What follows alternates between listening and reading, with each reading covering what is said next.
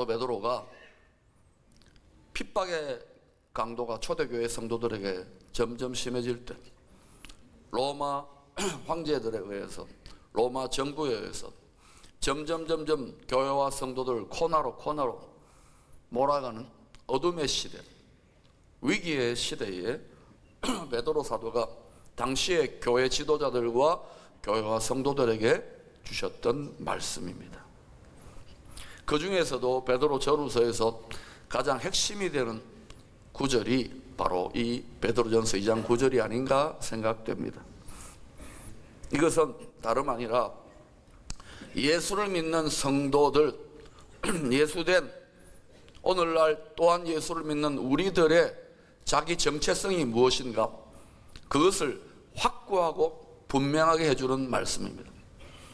과거 일제시대 때 나라를 빼앗겼을 때도 자기 정체성을 확실하게 가졌던 우리 선각자들, 특별히 크리스찬 애국자들은 강하여 용맹을 떨치고 담대함과 희망과 확신 속에 살아갔습니다. 어떤 의미에서 우리 모두가 공유하고 있는 것은 한 20몇 년 전부터 한국교회 위기다 하다 이제 위기라는 소리는 지겨울 정도예요. 이런 위기의 시대, 캄캄함이 땅을 덮어가고 어둠이 만민을 가리우고 있는 이 시기에 우리를 새롭게 할 수 있는 능력의 근원은 하나님의 말씀인 성경인 줄로 믿습니다. 또한 말씀의 원저자이신 보혜사 성령, 솔라 스피릿, 이전 종교개혁이 솔라 스크립툴라였다면 21세기에 한국으로부터 아시아로부터 진행될 위대한 종교개혁의 기치는 솔라 스피릿이 되어야 될 줄로 믿습니다. 그것은 보혜사 성령일 뿐만 아니라 예수 그리스도의 영이요 하나님 아버지의 영이신 삼위일체 하나님을 온전히 드러내시는 온전한 하나님의 영, 솔라 스피릿, 이 솔라 스피릿으로 충만하여져 성경 말씀, 하나님의 말씀을 조명하게 될 때에 하나님 말씀을 가지고 장난질 치는 모든 거짓 선지자와 어둠의 세력들을 멸할 수 있는 줄로 믿습니다. 오늘 이 말씀은 성도의 자기 정체성, 우리가 어떤 존재인지 여러 가지 말씀들, 자기 정체성이 나옵니다. 그 중에 오늘 제가 주목하고 싶은 자기 정체성 하나는 너희는 거룩한 나라라는 것입니다. 따라합시다. 우리는 거룩한 나라입니다. 여러분, 에베소서 1장 10절을 보면 하나님께서 모든 만물 만유를 예수 그리스도 안에서 통일시키겠다고 하셨습니다. 그것은 죄로 인하여 타락하기 전에 모든 천하 만물이 그리스도 안에서 통일되어진 하나님의 나라, 거룩한 나라였다는 것입니다. 그러나 죄가 들어오고 만물이 다 뿔뿔이 죄로 말미암아 이간질 되어져서 다 모자이크 조각처럼 파편 되어졌어요. 이제 하나님께서 만유를 구속하시고 택한 자녀들, 택한 백성들을 구속하시기 위하여 불러 모으고 계십니다. 우리는 한 사람 한 사람으로 존재하고 있지만 본래 그리스도 안에서 통일되어진 통일적 존재, 한 나라, 하나님의 나라, 거룩한 나라였다 이것입니다. 죄가 들어오고 나서 사람은 거룩한 나라 또는 거룩하지 못한 나라, 두 나라로 선택적으로 존재할 수밖에 없는 것입니다. 아무리 미꾸라지를 많이 사서 강에 풀어주고 물고기를 바다에 풀어주고 착한 일, 선한 일 많이 하고 100년 동안 계룡산에 가서 면벽 수도를 한다 하더라도, 공중부양을 1m를 한다 하더라도, 하늘에서 불이 떨어지게 한다 하더라도 그것으로는 결코 거룩한 나라가 될 수 없는 것입니다. 오직 하나님께서 보내신 구원자 예수 그리스도, 예수 그리스도를 믿음으로 말미암아 주어지는 의롭다 하심, 그것으로 말미암아 우리는 의롭다 하심을 입고 거룩한 나라가 되는 것입니다. 사랑하는 여러분, 우리는 한 사람 한 사람으로 1인 국가 1인 나라입니다. 거룩한 나라는 천국, 하나님의 나라밖에 없습니다. 세상 나라는 거룩하지 않습니다. 사랑하는 여러분, 세상 나라에 대해서 너무 기대하지 마십시오. 구원은 세상 나라를 떠나가는 것입니다. 구원은 우리의 썩을 육신을 떠나가는 것입니다. 이 심판받을 이 세상을 떠나서 저 영원한 새하늘과 새 땅, 영원한 영생복락의 새 나라로 나아가는 것이 구원입니다. 그러므로 이 세상에 대한 헛된 영광에 너무 애착을 가지지 마십시오. 우리는 많은 사람들을 만납니다. 우리가 비록 거룩하지 않지만 하나님의 의로 말미암아 예수 그리스도 안에서 구속함을 받음으로 거룩한 나라 되었기 때문에 우리는 사랑으로 연합해야 됩니다. 하나님이 거룩하다고 하셨지만 우리 안에 거룩이 없습니다. 다시 거룩한 교회로, 거룩하지 않습니다. 교회가 인간의 눈으로 볼 때는. 그러면 실망하고 좌절합니까? 이런 교회 안 나가고 가난한 성도가 됩니까? 아닙니다. 무교회주의 아닙니다. 주님은 분명히 교회 공동체와 우리들 자신이 부패한 죄성을 이길 수 없다는 것을 아셨기 때문에 예수 그리스도의 보혈의 피로 목욕시켜 주신 다음에 서로 발을 닦아주라, 냄새나는 발을 닦아주는 것입니다. 여러분 상대방의 허물을 보시고 또 여러분이 교회 활동 또 목회 활동 하시면서 선교 활동 하시면서 냄새나는 일들을 경험하게 될 때에 상처받지 마시고 그 발냄새를 마치 향기로운 할머니가 손주 기저귀를 갈아주면서 야, 손주 똥냄새는 다르다, 샤넬 넘버 5다, 그렇게 하면서 닦아줘야 되는 거예요. 그것 보고 교회 어린 영혼들, 성도들이 또 이런저런 이간질하며 헛된 영광을 추구하는 자들의 냄새를 보고 열받고 상처받고 고통하지 마시고 당연히 그래요. 그것을 무릎을 꿇고 더 낮아져서 주님의 심정으로 발을 닦아주는 그러한 지도자 될 수 있기를 축원합니다. 거룩한 나라의 백성들이 가야 될 곳은 오직 예수 그리스도의 나라입니다. 힌두교를 믿는 사람은 힌두의 나라를 가고 알라를 믿는 사람은 알라의 나라로 가고 부처를 믿는 사람은 이 경주 불국 부처의 나라로 가지만은 우리들이 가야 될 천국은 착각하면 안 됩니다. 오직 예수 그리스도가 다스리시고 우리의 신랑 되시는 예수 그리스도의 나라로 우리는 나아가는 것입니다. 이것도 좋고 저것도 좋다가 아닙니다. 우리가 가야 될 나라는 오직 예수 그리스도의 나라인 것입니다. 오직 예수 그분만이 우리의 신랑입니다. 이분도 우리의 신랑이고 저분도 우리의 신랑이고 종교다원과 종교통합은 미친 짓입니다. 그러므로 우리가 대화도 하고 교제도 하고 할 수 있지만 명심하십시오. 내 신랑은 오직 예수다. 거룩한 나라가 가야 될 나라는 그리스도의 나라다. 그러므로 여러분 오늘부터 힘을 다하여 사랑으로 연합할 수 있기를 축원합니다. 그러면 오늘 5,000명의 교회 지도자들이 모여 있습니다. 교회 기라성 같은 장로님들이 모여 있습니다. 서로 원수됨을 극복하고 지역을 극복하고 학연을 극복하고 정치적 이해관계를 극복하고 기득권을 극복하고 서로 사랑으로 연합하게 되면 이 5,000명의 푸른 제복을 입은 교회 지도자들이 거룩하고 신령한 하나님의 군대로 일어나 영적인 위대한 반격이 이곳으로부터 시작될 수 있을 것입니다. 사랑하는 여러분, 주님이 비유로 말씀하셨습니다. 추수 때까지 가만두어라. 가라지들이 많이 일어나고 있습니다. 알곡도 일어나고 있습니다. 여러분 농사를 지어보신 분은 알겠지만 가라지가 훨씬 더 힘이 셉니다. 비료를 주지 않아도 가꾸어 주지 않아도 씨를 뿌리지 않은데도 가라지는 나게 되어 있습니다. 잔디밭에도 보면은 아무리 잡초를 뽑고 뽑아도 잡초는 나게 되어 있습니다. 잡초가 가라지가 훨씬 더 세고 강합니다. 알곡은 어떻습니까? 잔디는 어떻습니까? 가꾸어 줘야 됩니다. 힘을 써서 눈물을 흘리며 씨를 뿌리며 농부처럼 부지런하게 가꾸어 줄 때에 성령의 열매, 아름다운 열매가 맺히게 되는 것입니다. 모든 나라들은 가라지의 나라로, 알곡의 나라로 쫙 갈라지게 될 것입니다. 그리스도의 나라와 그리스도 아닌 나라로 갈라지게 될 것입니다. 빛의 나라와 어둠의 나라, 양의 나라와 염소의 나라로 쫙 갈라지게 될 것입니다. 분별하셔야 됩니다. 그리고 마침내 그리스도 안에서 하나님의 전지전능의 능력으로 통일되어질 것입니다. 우리는 이 하나님의 성경적인 우주적인 열방적인 구속의 드라마를 한반도에서 자그마한 모델로 지금 경험하고 있는 것입니다. 이 대한민국이 어디 안에서 통일되어져야 될까요? 적용화된 논리로, 우경화된 논리로, 북어로, 남으로, 중국어로, 러시아로, 일본어로, 미국어로? 아닙니다. 이 세상에는 본질상 모두가 다 원수입니다. 우리는 그리스도 안에서 통일을 지향해야 합니다.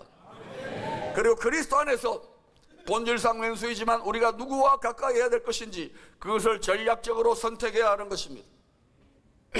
이런 부분에서 나라의 지도자들과 모든 분야의 지도자들이 영적인 안목을 가지고 하나님을 경외하며 진리의 말씀되는 성경 말씀을 따라 국가의 방향을 설정하게 될 때에 그 민족 그 나라가 영원한 해가 지지 않는 하나님 나라의 영광을 이 어둠의 새에 바라게 될 것입니다.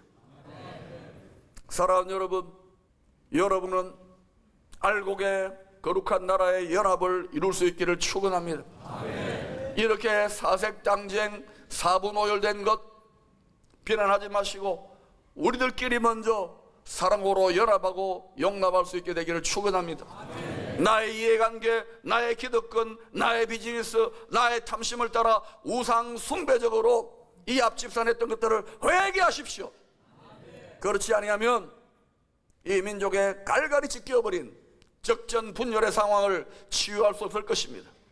여러분이 그러한 이 민족의 분열과 아픔을 하나로 모아갈 수 있기를 원한다면 십자가로 죽기까지 피의 길을 여심으로 화목의 길을 여신 주님의 길을 따라가야 할 것입니다. 자기 십자가를 지고 따라가야 할 것입니다. 마태복음 24장에 보면 주님께서 이 세상 나라들을 불로 심판하시고 다시 오셔서 모든 것을 회복하시고 구속하실 때가 올 것이라고 합니다. 그 주님께서 심판의 주로 구속의 주로 다시 오시게 될 때에 여러 징조들을 말씀하고 있습니다. 그 중에 마태복음 24장 14절에 결론적으로 이렇게 말씀하셨습니다. 이 천국 복음이 모든 민족에게 정언되기 위하여 온 세상에 전파되리니 그제야 끝이 오리라. 여러분 성경을 찾아보시면 복음 앞에 여러 가지 수식어들이 많습니다.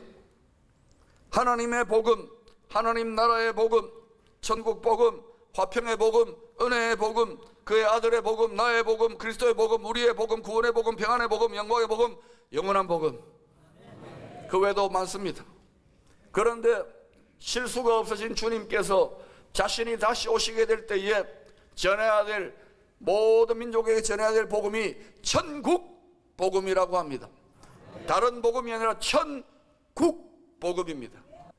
한국교회와 세계교회가 그동안 열심히 복음화 운동을 했습니다. 민족 복음화 운동도 했습니다. 도시 복음화 운동도 했습니다. 틀린 것이 아닙니다. 잘했습니다. 그러나 여러분 지금 주님 오실 때가 가까워졌을 때 외쳐야 될 복음은 천국 복음입니다. 국자가 들어요. 국자가 뭡니까? 국무를 할 때 국이 아닙니다. 나라 국자입니다. 나라 국자. 나라 국자는요 한자말로 사람이 창을 들고 땅을 지키는 형상입니다. 그리고 나라 국자의 약자는 그 네모 반듯한 안에 땅 안에 왕자가 새겨지고 점이 하나 찍혀있는 구슬 옥자. 백성들이 나라를 위하여 자기 땅을 자기 영토를 지키기 위하여 하나님의 경계를 지키기 위하여 싸우게 될 때 창을 들고 말씀의 금을 들고 진리의 싸움을 영적인 싸움을 싸우게 될 때 그 나라의 진정한 왕이 되시는 예수 그리스도의 옥새의 권세가 제대로 세워줄 수 있는 그리스도의 나라 천국이 된다는 것이죠. 사랑하는 여러분, 그러므로 그냥 가만히 있으면 나라가 지켜진다, 평화가 온다, 통일이 된다, 천만의 말씀입니다. 천국복음. 그래서 지금은 복음화 중요합니다만은, 복음화하여 교회로 구원방주로 태우는 거 중요합니다만은, 지금 또다시 우리가 전략적으로 새롭게 깨닫고 복음화와 동시에 천국화, 이 대한민국을, 이 한반도를 천국화하기 위하여 신학과 영성과 전략과 전술들을 개발해야 하는 것입니다. 우리는 너무 복음화 하다가 교회 안에, 노회 안에, 당회 안에, 총회 안에 머물러 있어요. 온통 나라의 전체 영역에서 천국화, 그리스도의 법과 그리스도의 말씀과 그리스도의 능력이, 그리스도의 권세가 제대로 통치하고 있는 부분에 목소리를 내고 있습니까? 영향력을 발휘하고 있습니까? 여러분의 모든 달란트 은사들을 발휘하고 있습니까? 교회 지도자들이 기라성 같은 교회의 성도들을 무장하여 민족과 열방을 천국화하기 위하여, 동시에 복음화하기 위하여 그런 방향으로 이끌어가고 있느냐, 이것입니다.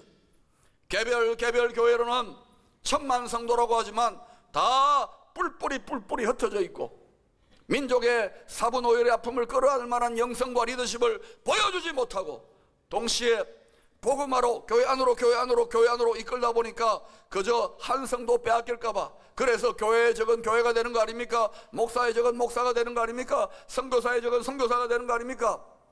가두리 양식장을 풀어헤치시기를 바랍니다. 주님은 십자가를 지심으로 막힌 담을 허물어 버리셨다고 그럽니다. 그럼 교회 망하지 않느냐? 망해도 좋아요. 망할 각오를 하고 나아가야 필사즉생. 한국교회는 지금 이미 개혁할 시기를 넘어버렸습니다.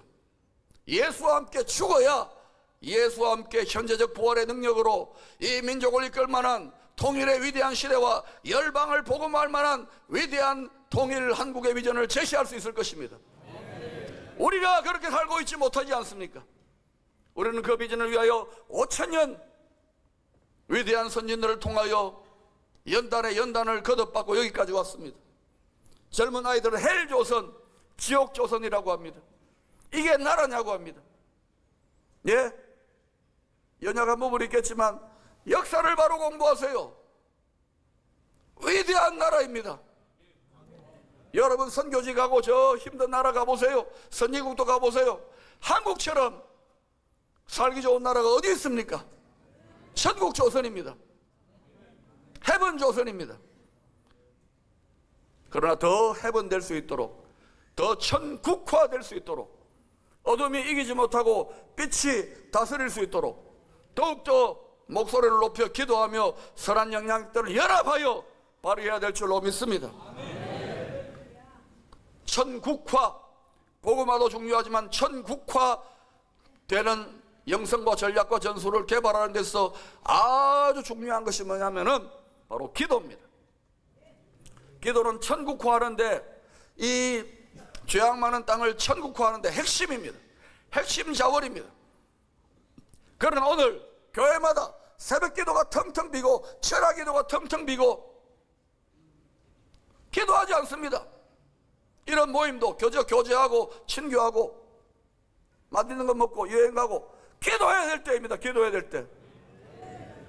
그러나 어느 선교사님이 오지에서 한평생 선교하고 병을 얻어가지고 한국교회 오셔서 요양을 하다가 한국교회 위기 상황을 보고 이렇게 말씀하십니다.